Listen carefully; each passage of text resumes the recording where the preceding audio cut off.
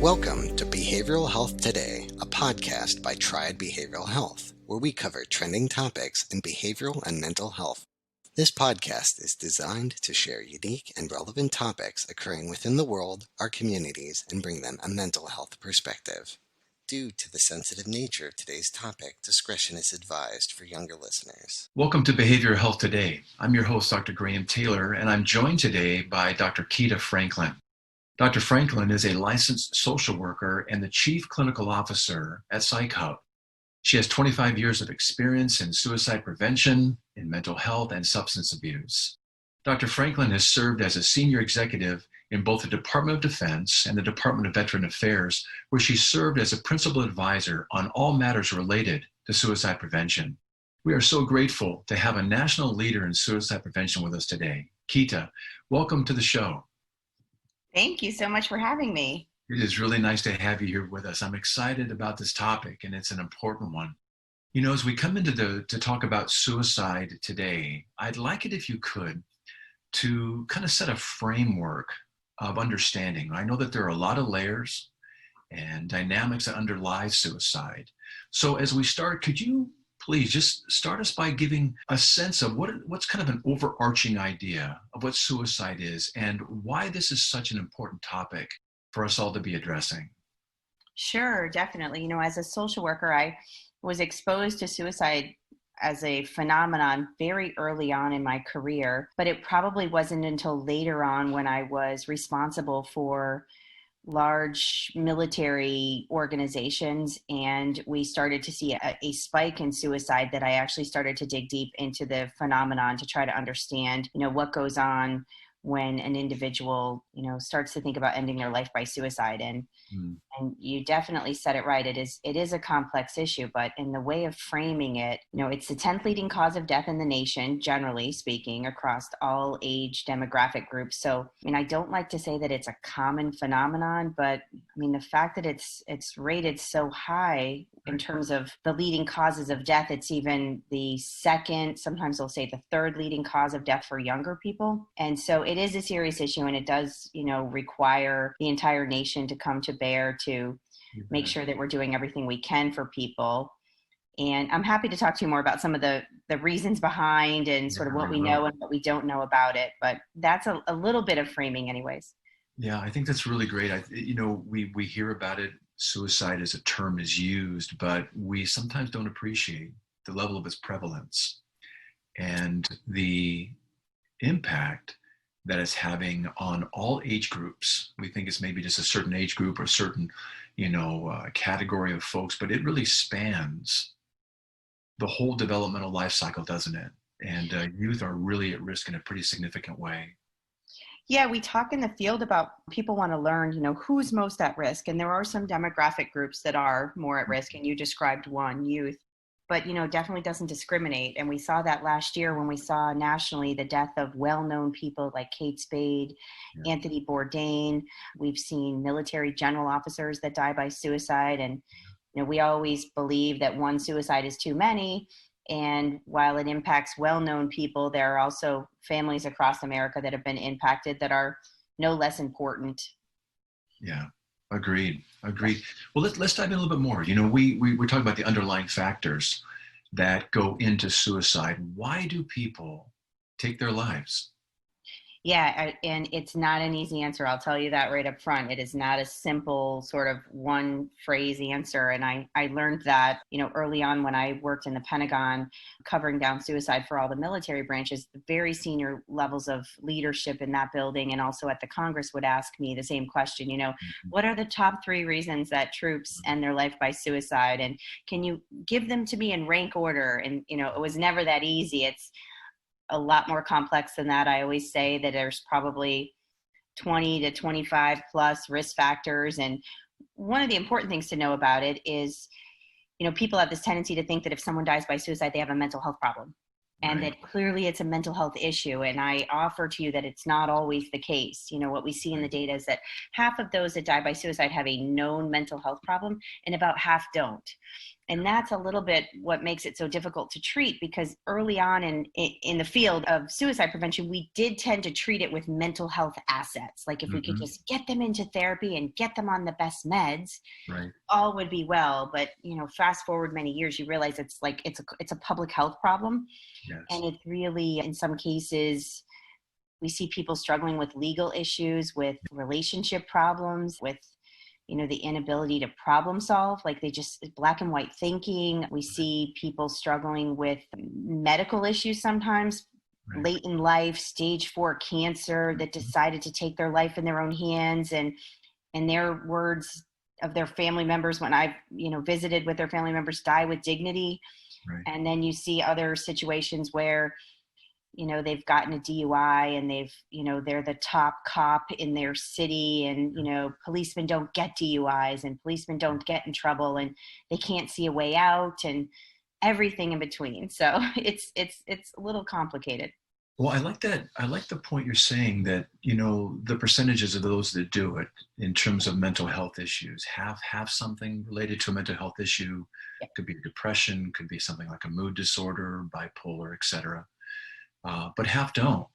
Yes. And I think that's key, because for the half that don't, we may not be paying the attention to those folks that we might need to be. And I know we're going to be talking about some of the signs and symptoms or some of the early detection opportunities that we have. But just to name that, I think is an important piece, because those folks that aren't in therapy or don't show signs of a depression or an anxiety or mood disorder, we may not be looking at some of the things that could be important for us to understand that place them at risk. But let me ask you this.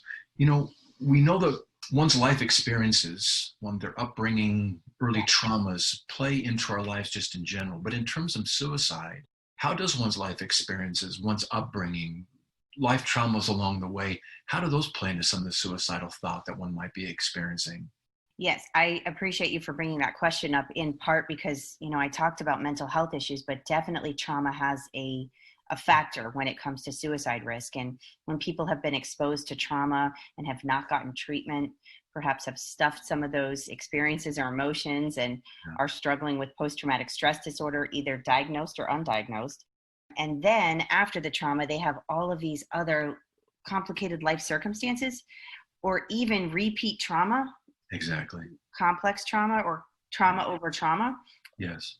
Chronic over time, in the absence of any protective factors, or like what we call in the field, like things that buffer against risk. And, the number one thing in the literature that buffers against these sorts of things is social support. Having people in your life that you can rely on during times of need, whether that's, and I shouldn't say just during times of need, but during all the time. Yeah. So whether you're having a struggle and you need an ear or somebody to process or listen to what's going on and help you sort through it, or during everyday life when you need some fun and friendship, all of those things matter.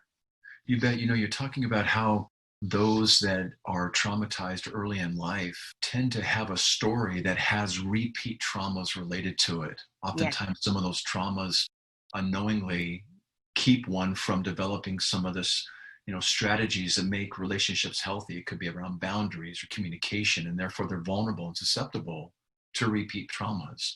And I'm sure you see that in the work that you do. Yes, it's always amazing to me. People have a hard time understanding, for example, that someone could be victimized more than once. Exactly. When you'll see on the national news an incident or something, I don't know, to deal with domestic violence or sexual assault or something, and they'll say, surely somebody would not let that happen to them more than once. Exactly. As if they were in control or in charge of what happened when they, were victimized.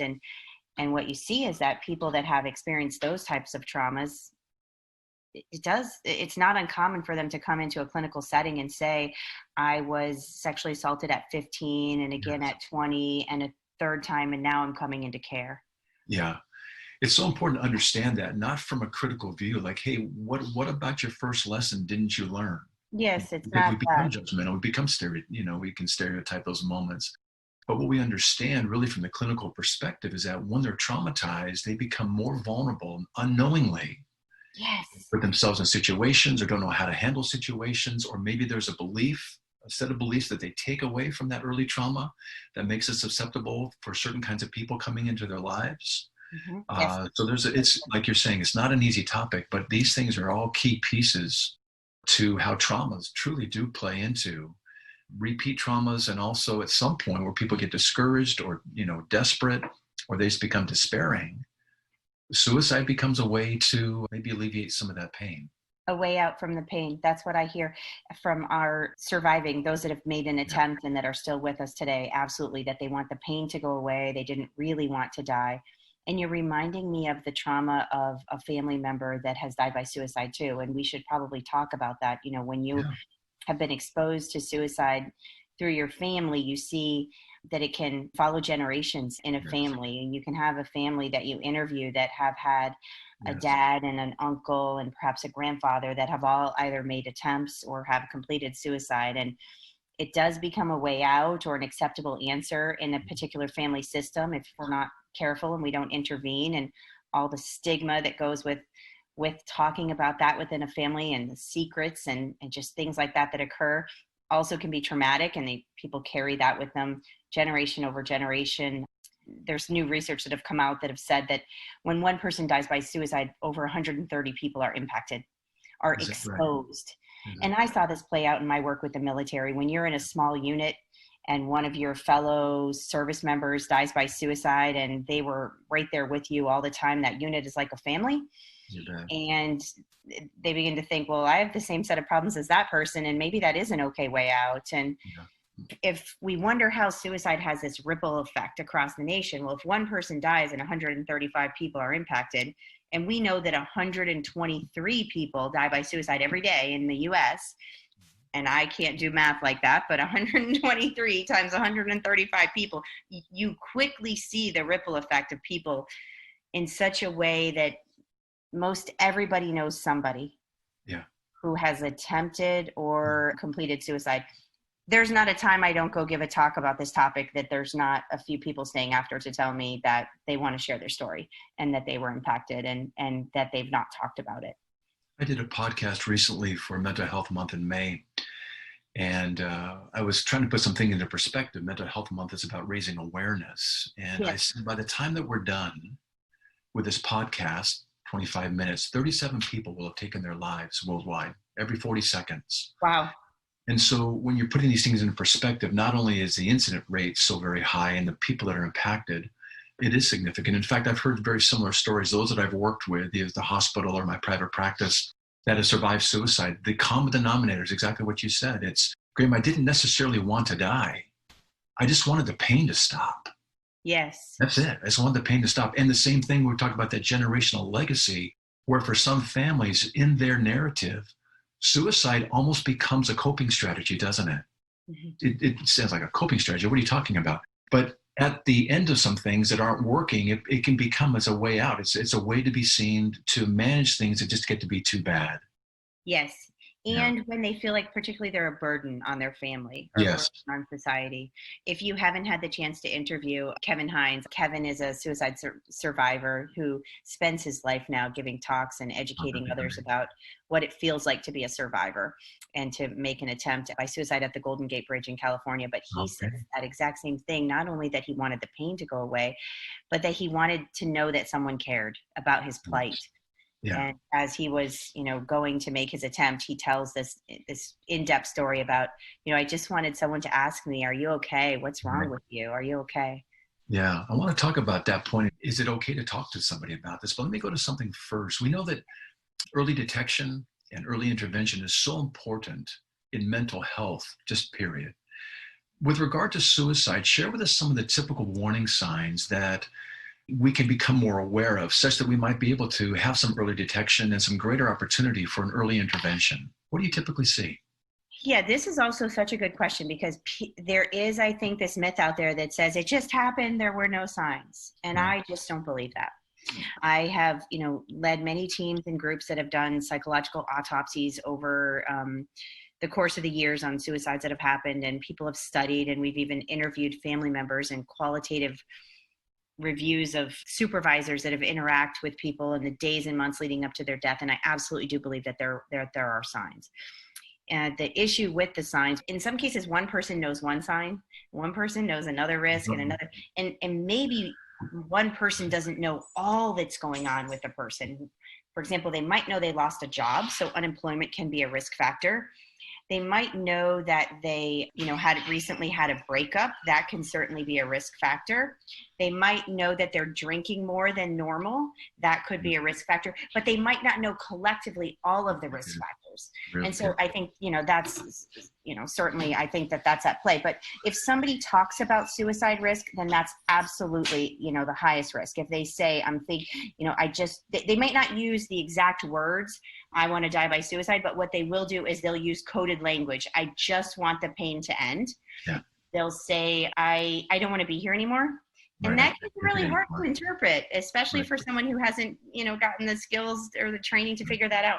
The other risk factors that come to mind or signs for me are things like not being able to come up with a reason to live, like say that, so they feel hopeless and they feel helpless and just this extraordinary emotional pain. So hopefully people know what emotional pain looks like.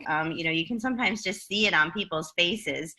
But if not, if you can't see it and you're not comfortable and you don't know the person, so you don't interact with them enough, we often talk about asking the question directly. Well, let me just go to that right now then. It's not uncommon, like you're saying, for someone that's experienced another that's taken their life by suicide. We'll typically hear, like you're saying, them share that, they saw some signs, maybe one or two, maybe not all the signs, but maybe some. And they share that they were afraid maybe to raise them, or maybe they didn't know how to raise them. And maybe they even were concerned that if I actually raise this with a person, begin to talk about it, could I possibly tip them, in that direction? So maybe I didn't think to bring it up. So let me ask you this. Will talking with somebody, addressing them about it, will it actually cause the person to think about it more and actually act on it? Yeah, it's a myth that people do believe that. And I can understand why people believe that. I can see. But, they have studied this out time and time again to come to the conclusion that, asking people about suicide risk and even using the word suicide does not put the idea in their mind, in that it's actually the opposite, that someone cares about you so much that they took that risk and that they had that vulnerable, sort of emotionally charged conversation with you. And so it is okay. And we recommend people not even beat around the bush about it. Yeah. So I was going to ask you that too. So you're talking earlier about maybe some of the warning signs. So you might say, hey, you're, maybe a despair or looking down or losing a job, or maybe a family history, or maybe you're drinking more, your sleep seems to be disrupted. So craft some language for us. If someone just were to enter into and begin to ask somebody about it, you're saying kind of just be bold. And if you're clumsy, but you're caring. Put it out there. So it might sound like what? Yes, I appreciate the way you said it too, in terms of clumsy. If it's a bumpy conversation, it's probably more authentic, and that's okay. Yeah. But I do recommend people even try it. Like, ask a friend who you're not worried about is at risk, just to get the words out. Yeah. But you can summarize what you see. So you summarize what you see that they're experiencing. I see that you're under a lot of stress at work. I see that you've recently been furloughed, or I see that you're unemployed. And I know that you're worried about your mortgage. I know that you're worried about your finances. And you've shared that you and your wife have been arguing quite a bit about this. Is it getting to the point where you're thinking that you want to end your life? Is it getting to that point? Or is the pain so difficult do you feel so overwhelmed that you've thought of suicide? And I also teach people to just say, I just have to ask you this question because I care about you. Yeah. To tee it up, because people are so worried to get the words out. Well, like you said earlier, though, it's a great point. Most, maybe even like the gentleman you mentioned, he was just hoping that someone might ask. And so basically, I've clumsily walked through and, the conversation and basically said, you got to bear with me. I'm not even sure if I got the right words here, but here's what I'm noticing. And can I ask, are you thinking about this? And if you are, can you talk about it? We had funded a study from an office that I was running. We had funded a study about suicide risk in social media.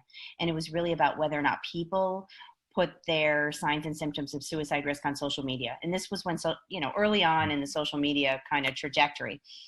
And we were getting the results, and the results were just very crystal clear that they were writing on social media, on open platforms, that they were going through divorce and that they were drinking a lot, and they were even showing pictures of firearms. Wow. And and so I was beginning to think about my own social media and the fact that I have, people on social media that I've not interacted with for 20 plus years no particular reason, but they're on social media. And one in particular stood out for me that had all the signs and symptoms. All the risks were there. And here I work in the field. And it wasn't until I got those study results that I thought, I should reach out to this person. Right. But at the same time, I thought I'm not the right person because yes, I might be in the field and, I might, pride myself on being a good social worker. I have not spoken to her in 20 years. Like, I'm probably not the right person to ask the question, but I did feel very drawn and inclined to do it. Uh-huh. So I did call her. I did call her and I did ask her. And she said, I think of suicide every morning when I wake up and I think of it every day before I fall asleep. Man. And she said, and nobody's asked me that. Wow. Isn't that amazing? And it's sometimes so prevalent. And I've heard people say the same thing. They said, Graham, these are the ones that survived, obviously. They said, no one even asked me. I know people care and love me, but no one just asked. And all I needed was to get the conversation going. How cool for you, even if it's been 25 years and you felt maybe a little awkward in doing so, just to kind of push past that and say, you know what? Maybe we haven't spoken, but here's what I'm seeing. Can you help me understand? And to someone have to be so grateful for you saying, you know what, thanks for asking, because every single day, here's what I wake up with. So just real quick, where did it go from there, Keita? So it was bumpy, even for me as a clinician in the field, it was bumpy. And I wasn't sure if she would even remember me because just because you're on social media with someone, they don't know, they have hundreds of people. So I sort of started the conversation with I'm not sure if you remember me, I'm Keita. Yeah. And I'm from this town in Massachusetts. And she said, yes, I remember you. And I even with my skills, I said, I work in the field of suicide and I just got some study results and I'm thinking about you. And I just felt inclined to phone you because I have to ask, are you thinking of ending your life by suicide? You know what I love about that is there are no right words for you to say, you know what, those were the perfect words to get through to me. Sometimes it's just saying, I care about you. Here's what I'm seeing. And I don't know how to understand it, or even if a conversation is warranted, but can I just get it started with you? And you can let me know one way or the other. And after that, the floodgates seem to open. Yes. And this was domestic violence. It was unemployment, domestic violence. Oh, yeah. It was childhood trauma, multiple traumas over time, and lack of knowing how to access resources.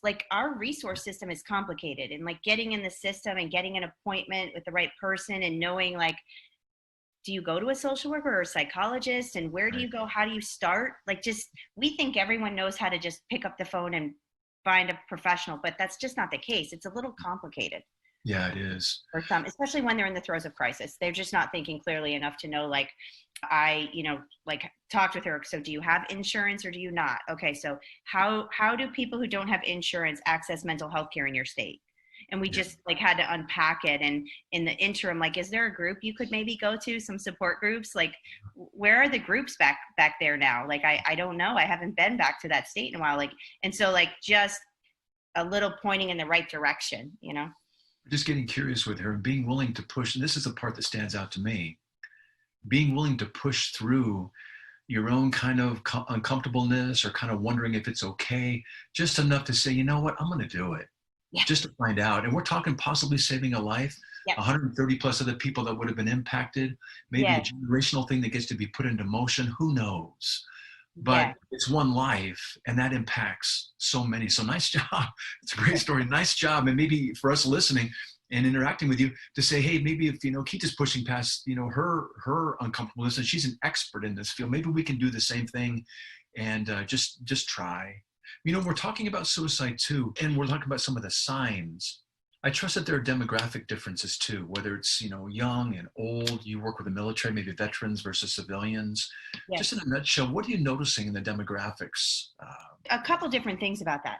Definitely trauma, common core thread. So that to me means whether you're talking about military and veteran and potential for wartime trauma or lifetime prevalence rates of trauma, which could be anything from assault, to car accident and every sort of thing in between, but also trauma in certain vulnerable populations. So when you're talking about Native Americans and the trauma that they've been through as a community, Also, for me, rural areas. So people that live in rural areas that historically don't have access to resources and things that those of us take for granted outside of the rural area are at particular risk. And so this idea of like having to drive long distances to go to weekly therapy, or there's not a psychiatrist in my community except for the third Tuesday of the month for these short hours. And the people that live in those areas are at increased risk.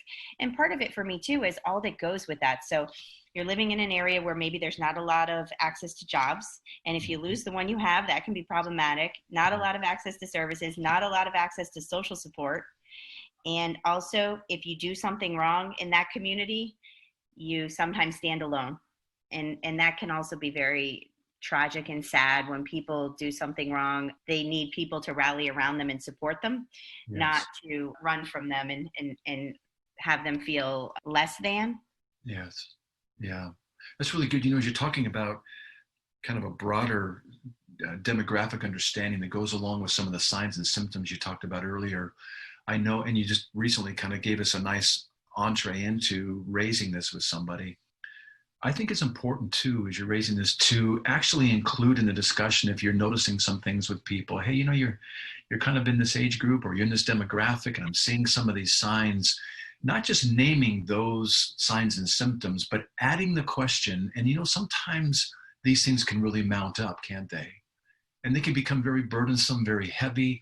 And before we know, we're looking for a way out. We can look for a way out in a number of ways. We can, substances, alcohol, withdrawal, all those things, risky behaviors. Have you ever thought about maybe suicide as a way out? And we're sometimes afraid to even use the word suicide. We almost want to say, have you ever thought about maybe exiting or taking your life? Use the word suicide. Yeah. I think that's beautiful the way you described it, in just this idea that things can become so much. Yes. Burden so much, is that literally what it is? Their cup runneth over. Yeah. And so they are overwhelmed by their capacity to cope. Yeah. Yeah. I think that's good. You're talking about too, even with the person you spoke with on social media, how we access services. How are you encouraging folks to do that? Maybe some of the resources that might be some great starting points for them to begin with. Give us some resources and some kind of a path here. Yeah, first and foremost, I want to make sure folks know about the National Suicide Prevention Lifeline, because that is the one spot shop. If all of your listeners would put the Lifeline in their phone and have it ready and have it labeled Crisis Line 1-800-273-8255, that would be terrific. And then what we know is people like to text, and they, believe it or not, will text the crisis text line. And equally so, if they text home to 741-741, that's also an immediate response. The nation right now is doing quite a bit of work to try to get a three-digit number. Maybe you've heard about that. No, I haven't heard about that. Tell me. Okay, so this is the 988. So they're trying to get a three-digit number, kind of like 911, but 988 for suicide risk, so that it's cool. So that people don't have to remember 1-800-273-82. Right.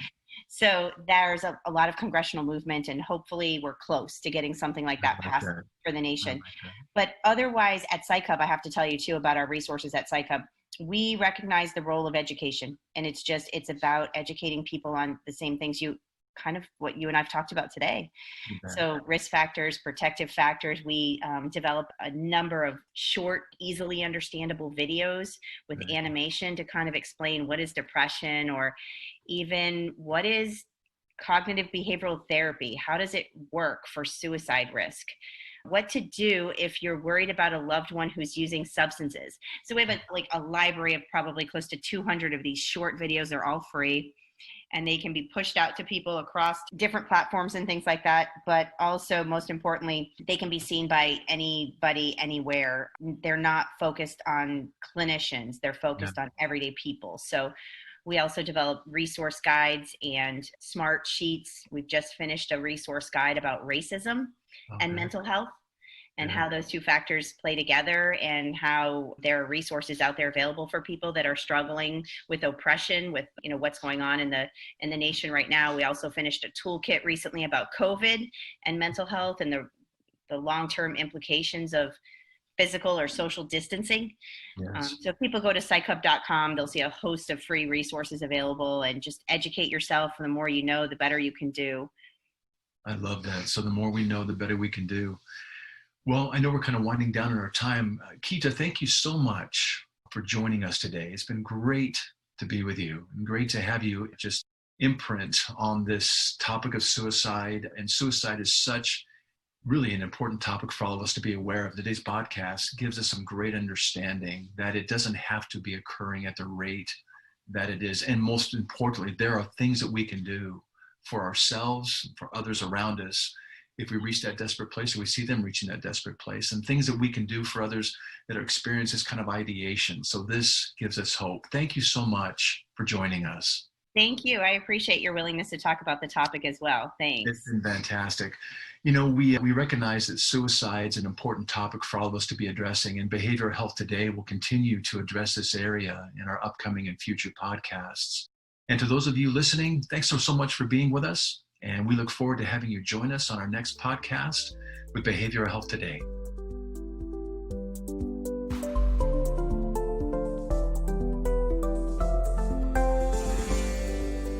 Behavioral Health Today is a podcast part of the Triad Behavioral Health Network, all rights reserved.